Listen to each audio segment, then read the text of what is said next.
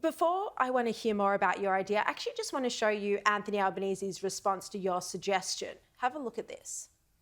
I've seen some of those comments from Mr. Lisa. I make this point that state and territory governments, again, we have a federation in Australia.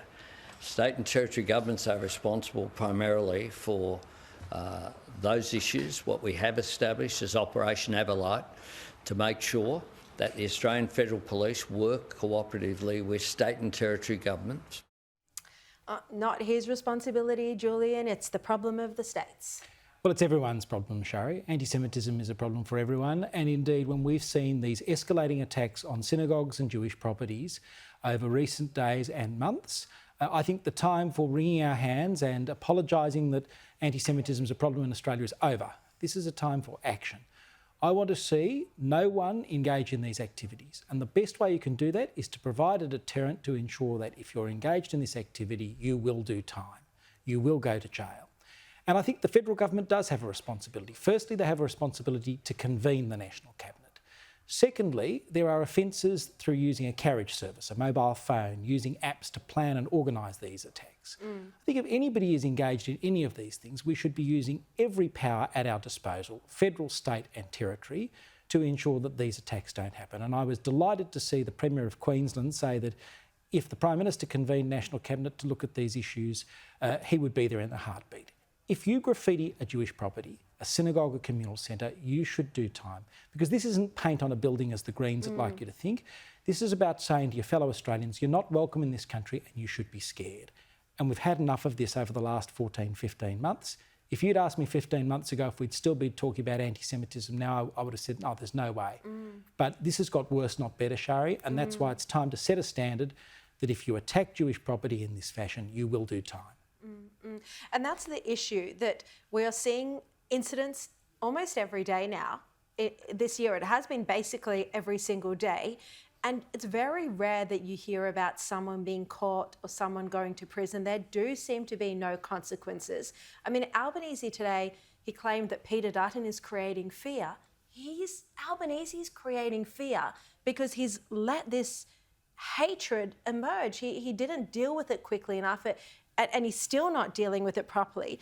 Look, you've today made headlines in The Australian because you're also criticising Penny Wong for basically trading away Western values.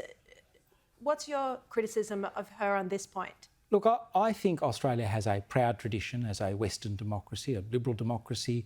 We stand with other like-minded democracies.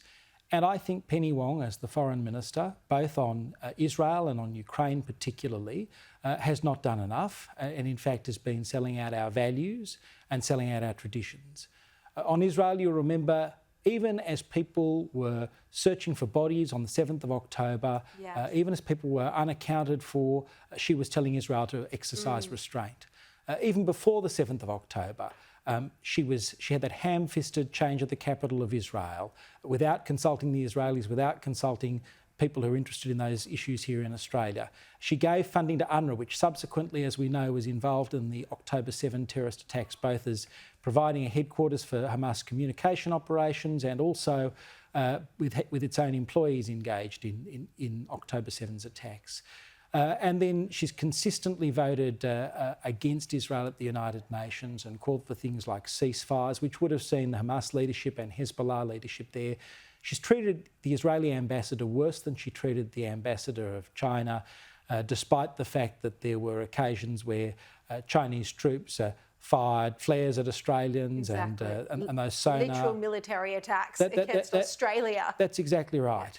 And they think they can fix it all by sending Mark Dreyfus to Israel. Well, this is just a gimmick, just before the election, because I think the government realises that fair-minded people don't want to see what Australia has done to Israel happen to Israel, because they see Israel as a country like Australia, a liberal democratic country that stands for human rights. And it's extraordinary to see this. And Mark Dreyfus is completely the wrong person to send there. He's just another... The only reason they're sending him is because he's Jewish. You're Jewish, I'm Jewish. We've actually been extremely strong on pushing back against this anti-Semitism. Where's he been on this? Well, that's right. And I think the fact that he's gone along with all the anti-Israel positions of the government is deeply felt in the community.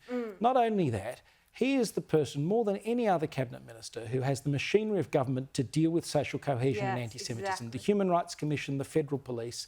And he voted against your idea for a judicial inquiry. He into did anti-Semitism. repeatedly. And so, when the government says that they have done everything they can, it's just a lie. It's just like the lie they told the Jewish community before the last Yes. election, that there'd be no difference in the policy in relation to the Jewish community and Israel between the Coalition and Labor. No greater lie has ever been told in Australian politics, Shari. Julian, Lisa, thank you so much for your strong commentary and your continued push for action on this. We so need your strength and we're grateful for it. Thank you. Thank you, Shari.